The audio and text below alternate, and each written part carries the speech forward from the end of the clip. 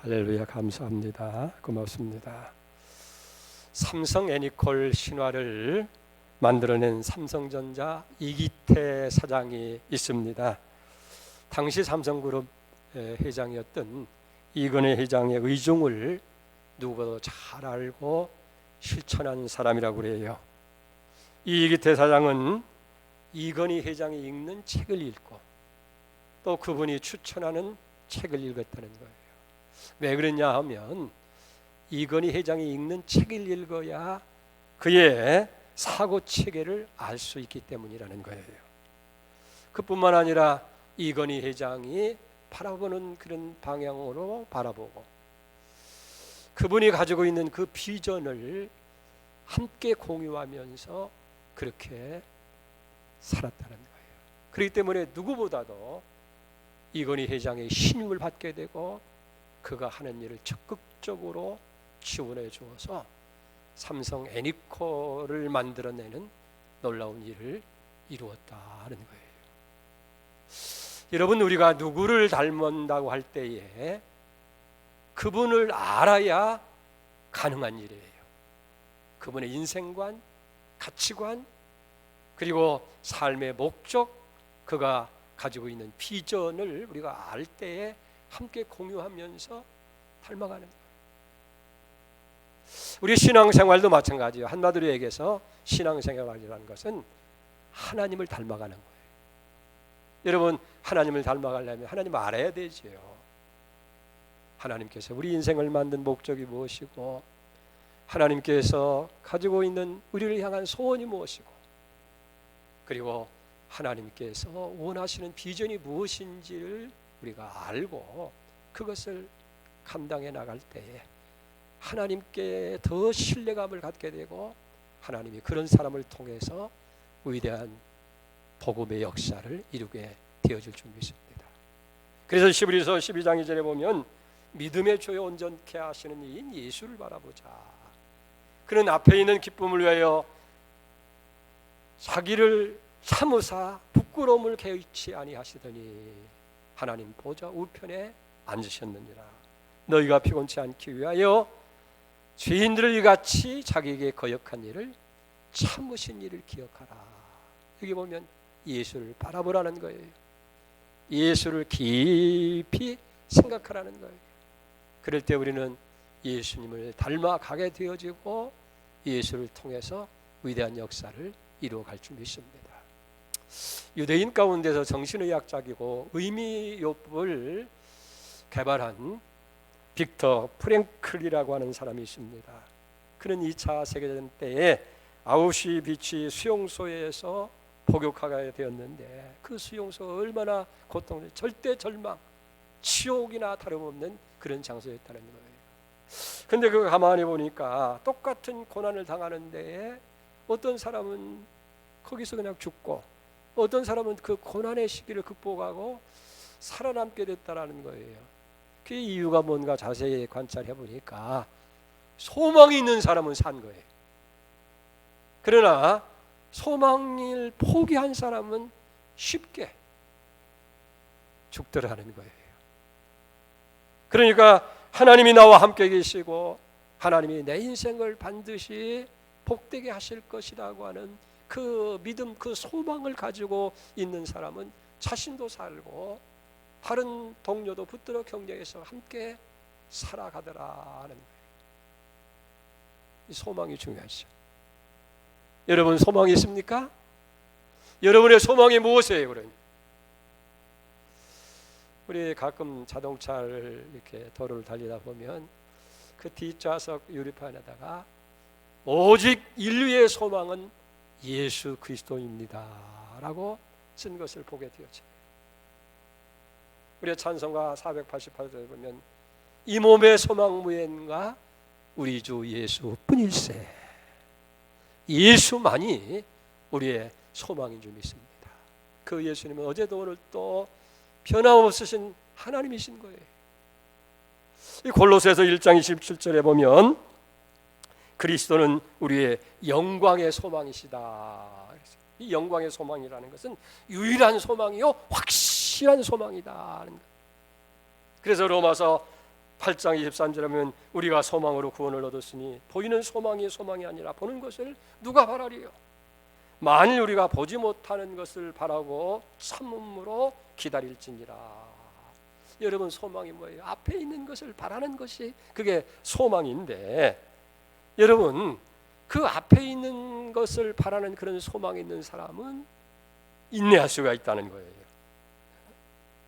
미래적인 내가 기대하고 바라는 것이 확실히 믿어지게 될 때에 오늘 현실의 어려움을 우리는 참을 수 있는 거예요. 이 미래적인 신앙, 그것이 바로 우리에게 인내를 가져오게 된다.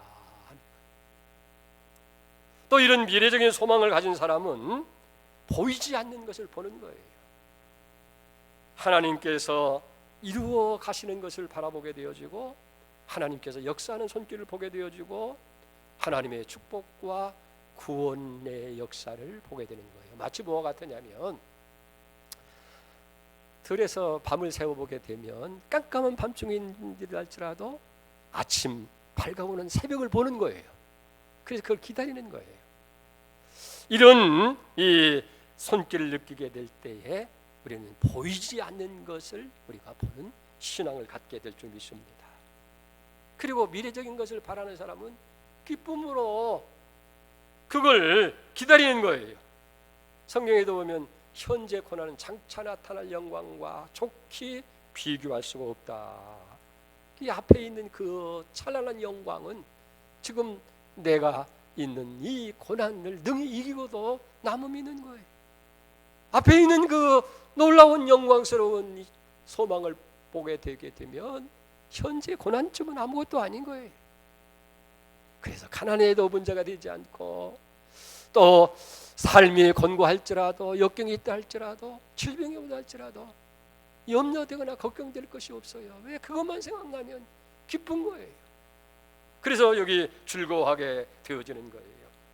이런 소망이 모든 가난, 질병, 죽음까지 이기게 되고 그리스도인의 삶의 승리가 바로 여기 있는 줄 믿습니다.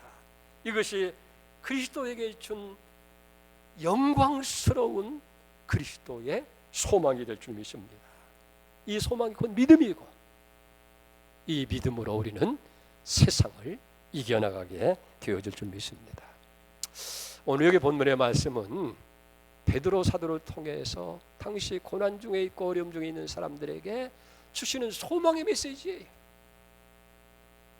너희가 이런 환난과 고통과 어려움 속에 있다 할지라도 그것 때문에 두려워하고 염려하고 낙심하고 절망하지 말고, 우리는 이런 영광스러운 소망을 가진 사람이기 때문에 소망을 가진 사람이 어떻게 살아야 되겠느냐.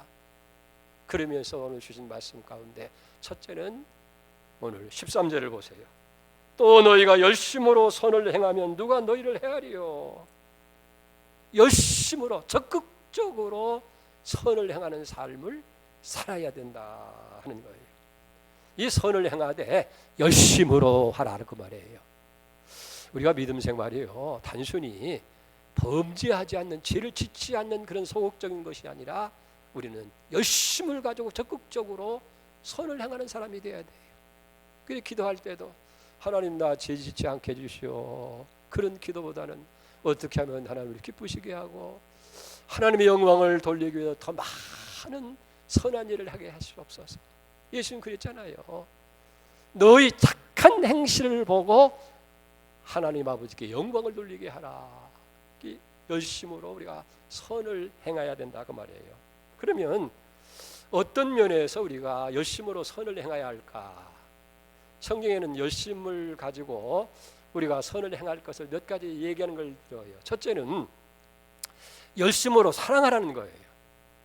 베드로전서 4장 8절에 보니까 무엇보다 열심으로 사랑할지니 사랑은 허다한 허물을 덮느니라.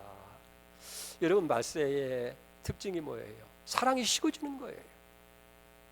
가정에도 공동체 안에도 사회 모든 에도 보면 살벌해요.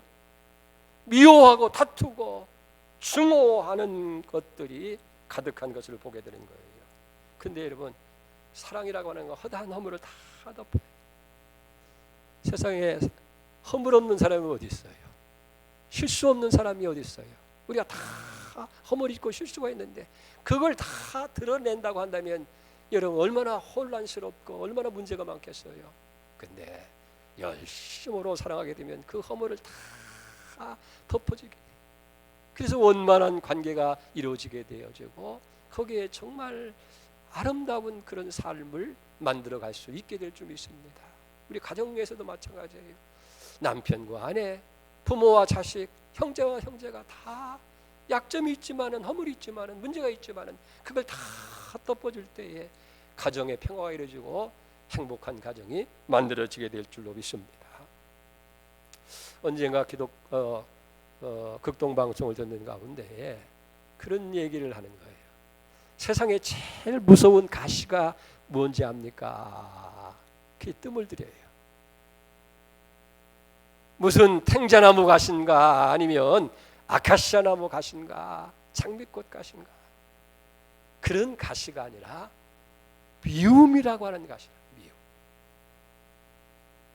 그 미움이라고 하는 가시는 다른 사람을 찔러서 고통스럽게 할 뿐만 아니라 자기 영혼을 찔러서 영혼이 소멸되어지고 자기 스스로 그 상처를 안고 고통 중에 살아갈 수밖에 없게 만든다는 거예요. 지금은 고인이 됐습니다마는 우리 교회 집사님 한 분이 계셨는데 명절이 돼도 고향을 안 가요. 고향이 없느냐고. 아, 있다고. 그 왜 안 가냐고 그랬더니 형에 대한 미움 때문이라는 거예요. 아마 자라오면서 형에게 많은 마음의 상처를 받았던가 봐요. 그게 미움의 가시가 되어져서 가슴 깊이 박혀 있는 거예요. 그러니까 형 생각만 해도 역겨워진다는 거예요. 근데 도저히 볼 수가 없다는 거예요. 그래서 이제 그를 미워하게 되고 그걸 미워하는 걸로 끝난 것이 아니라 그걸 그 가시를 가슴 속에 알고 살아간다고 하니까 얼마나 자기 자신도 고통스러우냐 하는 거예요. 그렇기 때문에 오늘 성경은 무엇보다 열심을 가지고 사랑하라고, 그 사랑이 모든 미움 이런 걸 다 제거하고 다 덮어주는 그런 아름다운 모습을 이룰 수 있게 되어지는 거예요. 두 번째는 하나님의 성전을 사모하는 열심을 내라는 거예요. 요한복음 2장 17절에 보니까 제자들이 성경 말씀에 주의 전을 사모하는 열심이 나를 삼키리라 한 것을 기억하더라. 예수님께서 성전을 얼마나 열심히 사랑했는데 그 열심이 자신을 삼켰다는 거예요. 이게 삼켰다는 것은 사로잡았다는 거예요. 포로잡은 거예요. 그러니까 꼼짝할 수 없도록 오직 성전만을 사모하는 그런 마음을 갖도록 그렇게 만들었다는 거예요. 사랑하는 여러분, 예수님처럼 정말 우리에게도 성전을 사모하는 마음이 우리를 삼킬 정도로 나를 포로로 사로잡을 정도로 그렇게 된다고 한다면 어떤 것이 하나님 앞에 나가는데 장애가 되겠어요? 코로나 바이러스? 그 문제가 안 되는 거예요. 공권력으로 대면 예배를 못 드리게 하는 그런 것들 문제가 될 게 없는 거예요. 성전을 사모하는 마음이 그 열심히 예수님을 사로잡은 것처럼 오늘 여러분에게도 성전을 사모하는 마음으로 그렇게 사로잡는 이가 있기를 바랍니다. 자, 그렇다고 한다면 도대체 성전이 무엇이기에 그렇게 사로잡는 자리까지 사모하도록 만들었느냐는 얘기예요. 이 성경에 보면은 이 성전은 하나님을 만나는 곳이라는 거예요. 출애굽기 29장 42절 하반에 보면 내가 거기서 너희와 만나고 내게 말하리라. 내가 거기서 이스라엘 자손을 만나리니 내 영광을 인하여 성전이 거룩하게 될지니라. 하나님의 성전은 하나님을 만나는 곳이에요. 여러분 이걸 알아야 돼요. 하나님이신 예수님께서 옛날에는 2000년 전에는 인간의 육신을 입고 오셨어요. 인간 예수로 오신 거예요. 그래 지금은 예수님께서 성전을 옷 입고 이 성전을 옷 입고 우리 가운데 오시는 거예요. 그렇기 때문에 우리가 주님을 만나기 위해서 성전을 삼아야 된다. 성전을 열심히 해야 된다. 두 번째 이유가 있어요. 이 성전에서 하나님의 말씀을 들을 수 있기 때문에 그런 거예요. 오늘 출애굽기 29장 42절 한번 같이 봅시다. 내가 거기서 너를 만나고 네게 말하리라고 그랬어요. 여러분이 잘 아는 대로 사무엘은 성전에서 기도하다가 하나님의 음성 듣잖아요. 사무엘아, 사무엘아. 스가랴라고 하는 선지자도 성전에서 죄를 봉사하다가 하나님의 음성을 듣습니다. 이사야도 우시아가 죽던 해에 성전에 나가서 거기서 하나님의 음성을 듣잖아요. 누가 나를 위해서 갈고, 누가 나를 위해서 갈고. 에스겔서 47장에 보면 이 성전에서 제단에서 흘러나오는 생명수가 강물이 되어서 흘러가는 곳마다 나무가 번성하고 열매를 맺게 하고 생물이 살아나게 하고 고기가 힘이 많아지고 강물이 바다에 이르게 되니까 바다가 소송해지더라 그랬어요. 이 생명의 물, 하나님의 말씀은 살리는 생수가 되어진 줄 믿습니다. 그래서 그 말씀이 머무는 곳, 그 말씀이 임하는 곳, 그 말씀이 전달되는 곳마다 다시 살아나는 역사가 일어나게 되어지는 거예요. 성전을 통해서 주의 종들이 말씀을 선포하잖아요. 이 성전에서 가르치잖아요. 생명의 말씀. 그래 삼하는 거예요. 이 성전은 기도하는 곳입니다. 이사야 56장 7절에 보니까 기도하는 내 집이여 그들을 기쁘게 할 것이며 그들의 번제와 희생은 나의 단에서 기꺼이 받게 되리니 이는 내 집이 만민이 기도하는 집이라 일컬음이 될 것임이라고 얘기했어요. 여러분 그렇기 때문에 무엇보다도 열심을 내야 돼. 주의 전 성전을 사모하는 열심이 우리에게 있어야 돼요. 그래야 하나님 만납니다. 그래야 하나님 음성 듣습니다. 그래야 기도의 응답이 주어지고 하나님의 축복이 우리에게 주어지는 거예요. 세 번째는 주님을 섬기는데 열심을 내야 돼요. 로마서 12장 10절에 보면 부지런하여 게으르지 말고 열심을 품고 주를 섬겨라 그랬어요. 여러분 우리 믿는 성도들이 열심을 내야 돼요. 믿음 생활에 그저 뜨뜻미지근하고 이게 찬지 더운지 밥인지 죽인지 흐리멍텅한 그런 신앙생활 해서는 안 되는 거예요. 이 뜨거움이 있어야 돼요. 열정이 있어야 되는 거예요. 그래야 그 뜨거움이 위대한 하나님 역사를 이루고 그런 사람들을 통해서 하나님께서는 기적을 베푸시고 당신의 뜻을 이루어가게 되어질 줄 믿습니다. 여러분 지금 나는 어떤 수준에서 믿음 생활하고 있는지 자신 한번 점검해 볼 필요가 있어요. 내가 정말 열심을 가지고 선을 행하고 있느냐 하는 거예요. 이 열심이 오늘 여러분이 되시기를 주의 이름으로 축복합니다. 두 번째로 이 소망을 가진 사람들은 고난 가운데도 당당하게 살아가야 되어진다 하는 거예요. 오늘 14절을 보세요. 그러나 의를 위하여 고난을 받으면 복이 있는 자니 그들이 두려워하는 것을 두려워하지 말며 근심하지 말고 그랬어요. 여기 의를 위해서 고난을 받는 것이라는 말은 17절에 보면 선을 행함으로 고난을 받는 것과 같은 의미의 말이에요. 이 고난도 가만히 보면 내가 잘못해서 내가 범죄하고 내가 어떤 것을 범해서 와지는 그런 핍박 고난이 있어요. 그러나 그것과는 정반대로 내가 선하게 살고 착한 일을 하고 의롭게 사는 것 때문에 바르게 사는 것 때문에 와지는 고난이 있는 거예요.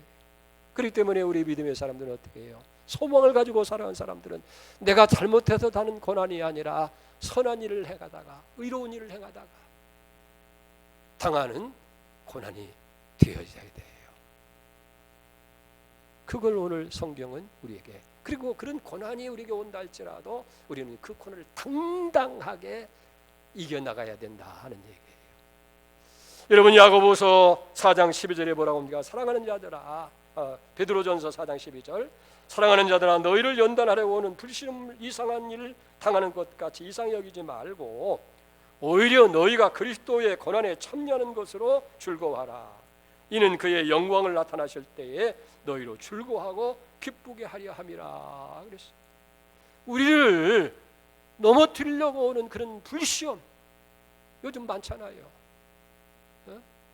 전혀 상상하지 못한 그런 불과 같은 시험들을 오늘 당하고 있는 거예요. 그걸 이상히 여기지 말라는 거예요.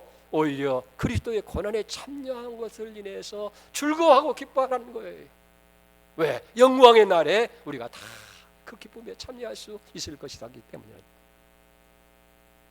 예수님께서도 그런 얘기잖아요. 의를 위해서 핍박을 받는 사람이 복이 있다고 하고, 너희가 나를 위해서 욕하고 박해하고 거짓으로 악한 말을 할 때에 기뻐하고 즐거워하라. 하늘에서 상이 크다. 하늘에 상이 있는 거예요. 이 고난 가운데. 우리가 사도행전 16장에 보면 바울과 실라가 빌립보 지방에서 복음을 전하다가, 그리고 선한 일, 착한 일을 한 것 때문에 고발을 당하게 되어지고 간원에 끌려가서 시큰 매를 맺고 그 감옥에 갇히잖아요. 그 선한 일이라는 거 다른 게 아니에요. 어떠한 여인이 귀신 들렸어. 그래서 이 점을 해서 주인을 유익하게 하는데 바울과 실라가 보니까 너무 불쌍한 거예요. 귀신에 사로잡혀 살아가는 한 여인의 그 삶이 너무 불쌍해서 나사렛 예수의 이름으로 귀신을 쫓아내서 온전한 사람을 만들어준 그것 때문에 고발을 당하고 억울하게 매를 맞고 갇힌 거예요. 그런데 바울과 실라는 낙심하고 절망하고 원망하는 것이 아니라, 내가 선한 일을 하다가, 내가 착한 일을 하다가, 내가 의로운 일을 하다가 고난받은 것을 즐거워하고 기뻐하면서 밤중이 되었을 때에 기도하며 찬양을 하니까요, 놀라운 기적의 역사가 일어나잖아요. 지진이 일어나고 옥토가 움직이게 되고 옥문이 열리고 손에 발에 챈 차고가 풀려지게 되고 간수가 와서 회개를 하게 되고 거기서 빌립보 교회가 세워지는 놀라운 역사가 나타나잖아요.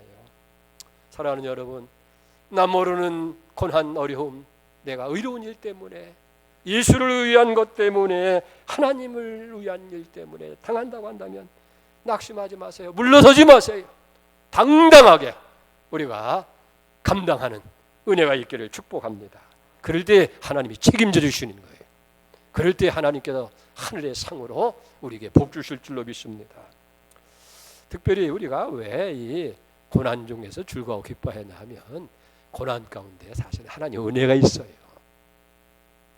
고난 가운데서 하나님께서 우리를 유익하게 하는 것이 있다고 말해요. 그런 얘기 있잖아요.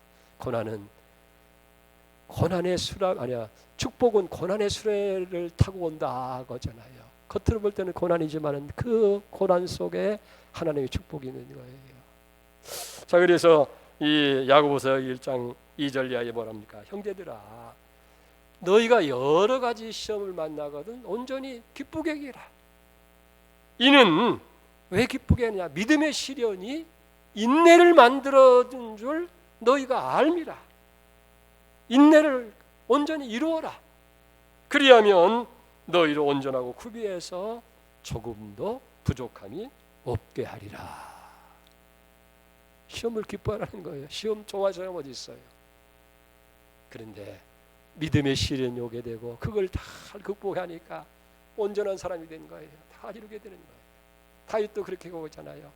내가 고난당하기 전에는 그릇 행하였더니 이제는 말씀을 지키는 자가 됐다. 고난당하기 전과 고난 이후에 완전히 달라진 인생이 된 거예요. 고난당하기 전에는 인생이 뭔지를 몰랐는데 고난당하고 나니까 인생을 알게 되어지고, 고난당하기 전에는 하나님을 몰랐는데 고난당하고 나서야 하나님을 알게 되어지고, 그 고난이 내 인생을 새롭게 만드는 전기가 됐다고 말이에요. 그걸 잘 우리에게 설명해 주는 것이 누가복음 15장 아닙니까? 탕자의 비유로 유명하잖아요. 아버지의 자산을 가지고 멀리 가서 아버지를 등지고 자유롭게 살고자 했던 이 아들이 그 물질을 다 허랑방탕해서 다 없어집니다. 빈털터리가 됐을 때에 엎친 데 덮친 격으로 흉년이 오게 되어지고 살 길이 없으니까 어떻게 해요? 살기 위해서 직장을 찾은 것이 농촌에 돼지를 먹이는 일꾼으로 들어간 거예요. 근데 주인이 약했든지 살기가 힘들었든지 제대로 먹을 것을 주지 못하니까 돼지가 먹는 그 치염 열매로 배를 채우고자 하지만은 채울 수가 없게 되는 그런 고통 중에, 그 고난 중에 있게 되어진 거예요. 그 고난 속에서 이 아들은 생각하잖아요. 아이고, 여기 그대로 있다가는 내가 줄여 죽겠구나. 나는 돼지를 먹이는 이 일꾼으로 굶주림 속에 있어야 할 인생이 아닌데 내가 여기 있다는 줄여 죽겠구나. 그리고 생각한 것이 아버지 집을 생각하는 거예요. 내 아버지 집에는 풍족한 품꾼이 얼마나 많은가. 거기는 종도 품꾼도 넉넉히 풍성히 먹는데, 근데 막상 돌아가려고 하니까 하늘과 아버지께 죄를 얻은 거예요. 어쩌면 좋지. 하늘과 아버지께 죄를 졌으니 그래, 아들로는 돌아갈 수 없고 이제 품꾼의 하나로 써달라고 하자. 그런 마음을 가지고 여기 아버지 품으로 돌아오게 되는 거예요. 착한 아들이 된 거예요. 탕자의 이 고난이 새 인생을 만들어가는 전기가 됐다 하는 거예요. 그렇기 때문에 고난이 왔을 때에 우리는 당당해야 되는 거예요. 거기에 왜 유익이기 때문에 더 선을 행하게 선을 행해 살게 만들고 겸손하게 만들고 육적인 것이 아니라 영적인 것을 생각하며 사는 사람으로 바뀌어지기 때문인 줄 믿습니다. 마지막으로 하나 더, 소망을 가진 사람은 인내하는 삶을 살아야 된다는 거예요. 15절을 봅니다. 너희 마음에 그리스도를 주로 삼아 거룩하게 하고 너희 속에 있는 소망에 관한 이유를 묻는 자에게는 대답할 것을 항상 예비하되 온유와 두려움으로 하고. 로마서 5장 3절에 보면 다만 이뿐만 아니라 우리가 환난 중에도 즐거워하나니 이는 환난은 인내를, 인내는 연단을, 연단은 소망을 이루는 줄 알미라. 여러분, 우리가 당하는 이 고난은 인내를 만들게 된다는 거예요. 그리고 그 인내하는 사람만이 연단을 통해서 소망을 이루는 놀라운 역사의 기적의 주인공이 될 수 있다 하는 거예요. 우리가 금을 좋아하죠. 이 순금이 그냥 땅속에 캐내는 게 아니에요. 이 광 속에 그저 몇백 분지 1 정도의 적은 양이 들어있는데 그걸 용광로에 가서 부수고 또 뜨거운 열로 인해서 다 이게 제일을 하는 거예요. 그리고 나서야 마지막에 순수한 순금, 정금이 되어서 나오게 되어지는 줄 믿습니다. 여러분, 그렇습니다. 우리에게 소망이 있다면, 정말 소망을 가진 자라고 한다면 어떤 시련과 환난이 온다 할지라도 인내해야 되는 거예요. 그리고 연단을 받아야 돼. 연단을 받는 거예요. 나중에는 소망을 이루는 거예요. 그러니까 소망이 뭐냐고 묻는 자에게 우리는 그 인내하고 연단하는 삶을 통해서 이게 소망을 가진 자의 삶이다. 우리는 고난 중에도 즐거워하고 고난 중에도 참고 고난 중에도 바라고 고난 중에도 당당하게 살아간다는 삶을 보여줄 수가 있게 되는 거예요. 기독교 선교 역사 가운데 이런 얘기가 있습니다. 스위스의 한 선교자가 예수 믿는 것 때문에 박해를 받게 되고 나중에는 화형을 받아요. 불로 태워 죽음을 받는 거예요. 그래서 그를 화형식을 하기 위해서 장작을 쌓아놓고 맨발로 그 위에 올려놓게 됩니다. 이제 조금 있으면 풀을 당기게 되면 그 화목과 함께 다 죽는 거예요. 근데 이 순교자가 가만히 그 집행관에게 얘기하는 거예요. 집행관님, 잠깐 내게로 좀 와주십시오. 그러면서 나는 곧 화형을 당할 몸입니다. 그런데 만약 집행관님께서 손을 내 가슴에, 왼쪽 가슴에 대어보고 내 심장이 평소보다 더 뛰는 것을 느낄 수 있다고 한다면 내가 믿는 예수는 거짓이요, 하나님을 안 믿어줬어. 그러니 수고스럽지만은 손을 내 가슴에 대보십시오. 이 집행관이 그러지 않아도 지금 의문을 갖는 거예요. 아니, 화형을 당할 그 고통 중에 죽어갈 그 사람이 생명도 아깝지 않은지, 고통이 두렵지 않은지 평온한 마음으로 나가는 모습을 보고 의문을 가졌어요. 그러니까 떨리는 마음을 가서 그 가슴에 손을 얹고 보니까 이건 죽음을 당하려고 하는 사람의 가슴이 아니라 마치 고요한 물결처럼, 마치 침대 위에서 잠자기 위해서 있는 사람처럼 평온하다는 거예요. 이 집행관이 생각해 봅니다. 도대체 이 신비한 힘이 어디서 왔느냐? 모든 사람들이 다 죽음을 두려워하고 고통스럽게 하고 죽음 앞에 발광을 하는데 이렇게 평안할 수가 있겠느냐 하는 거예요. 여러분, 불신자에게는 고통스러운 것이고 발광할 수 있는 두려움이지만은 우리 구원받은 성도들에게는 잠시 죽음 후에 그렇게 사랑하시는 예수님을 만나는데, 그리고 하나님께서 친히 지으신 영광의 집에 입주하게 되는데 두려워할 이유와 고통스러울 이유가 어디 있어요? 조금만 참으면. 그렇기 때문에 죽음 앞에서도 담대하고 평안을 가질 수가 있었다 하는 거예요. 여러분, 소망을 가진 사람은 어떤 환난이 찾아와도 현재 인내를 극복할 수 있고 인내하며 극복할 수 있다는 거예요. 자, 그렇다고 하면 우리 마음의 소망을 점검하는 점검표가 있어요.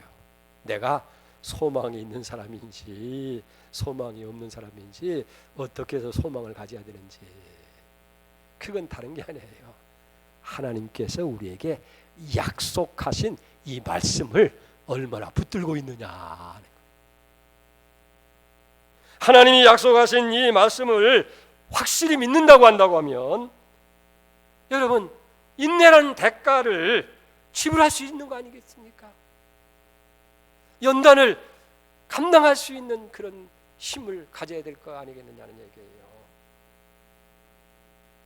우리는 하나님이 약속하신 말씀의 소망을 가지고 있는 거예요. 가난한 자에게는 내가 그리스도 예수 안에 있는 풍성한 것으로 너의 모든 쓸 것을 채워주신다. 채워주시는 거예요. 과거에도 그랬고 현재도 그렇고 미래도 그럴 거예요. 세상에 어떤 위험 앞에 놓였을 때에 두려워하지 마라. 내가 너와 함께한다. 내가 너를 지명하여 불렀나니 너는 내 것이다. 내가 물 가운데를 지날지라도 강물이 침몰치 못할 것이고 불 가운데를 할지라도 불꽃이 너를 사르지 못하니 다저 나는 너희 하나님 여호와시다. 고통스러운 질병 가운데 있을지라도 얘야, 나는 치유의 하나님이야. 내가 내게 치유의 광선을 발해서 외양간의 송아지가 뛴 것처럼 그런 치유의 역사를 보게 될 것이다. 사랑하는 성도 여러분, 참으로 상상도 못했던 그런 시대를 우리가 살아갑니다. 세상에 평생을 살아가면서 이런 시대를 여러분 경험들, 상상들 했는 거예요. 현실로 이런 어려움이 왔어요. 질병만 해도 어려운데, 고통스러운데, 그걸 이용하고 그걸 빌미 삼아서 공권력을 행사하고 어려움을 행하는, 도대체 이런 정부가 어디 있고 도대체 이런 나라가 어디 있겠느냐는 얘기예요. 자, 이런 때에 우리는 어떻게 해야 돼요? 영광의 소망을 바라봐야 돼요. 영광의 소망을 바라보고, 그래서 인내하고, 그러면서 그 고난 속에도 하나님께서 이루어가시는 하나님의 역사를 우리가 바라보고, 그리고 장차 우리에게 줄 그 영광을 바라보면서 우리는 인내하고 출금하는 거예요. 그러기 위해서는 열심으로 선을 행하는 자가 됩니다. 고난도 당당하게 우리가 맞서야 되고, 그리고 인내하는 삶을 통해서 하나님의 영광을 이루고 고난을 극복하는 은혜가 있기를 주의 이름으로 축복합니다. 하나님 아버지 감사합니다. 참으로 우리는 어려운 시대를 살아갑니다. 코로나라고 하는 고통, 그걸 빌미 삼아서 예수 믿는 것 때문에, 교회 때문에 박해를 당해야 되고, 마음껏 예배 드릴 수 없는 이 안타까운 현실. 하나님 아버지, 그러나 소망을 가진 자는 더 열심으로 우리가 선을 행하게 하시고, 당당하게 감당하게 하시고, 인내를 통해서 하나님의 영광을 보는 우리가 되게 하여 주시옵소서. 예수님의 이름으로 기도를 올려옵나이다.